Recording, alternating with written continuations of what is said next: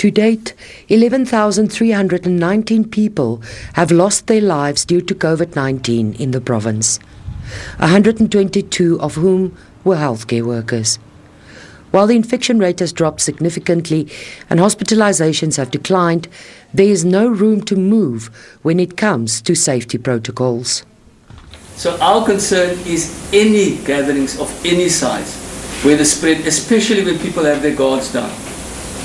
So Ramadan, Easter, all the places where people can get together, and with the change, I mean, you all witnessed yesterday and the day before. You can see what a weather change does. We naturally go indoors as a society in Cape Town and South Africa. So with this coming up, we have to be vigilant. Depending on people's movements and gatherings during Easter, a third wave could hit sooner than June. Scientific data will help to predict its severity and which part of the province could be affected worst. Authorities are preparing for a wave as intense as the second. Vaccination remains the key driver in turning the tide on COVID-19, but the delivery of doses will still take time. According to the national, they are expecting Pfizer, I think about 700,000 doses towards end March or early April. We don't know yet.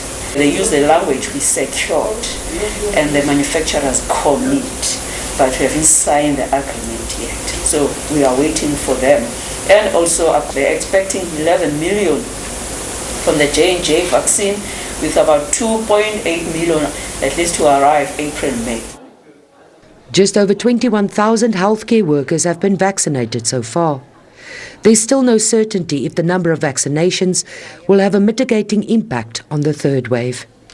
The likelihood of us having sufficient vaccines to complete phase 1 and to seriously make a dent in phase 2 before you get to June is very low at this point in time. So we are obviously optimistic that if vaccines arrive and it is there, and we start with people over the age of 70, we will have some impact.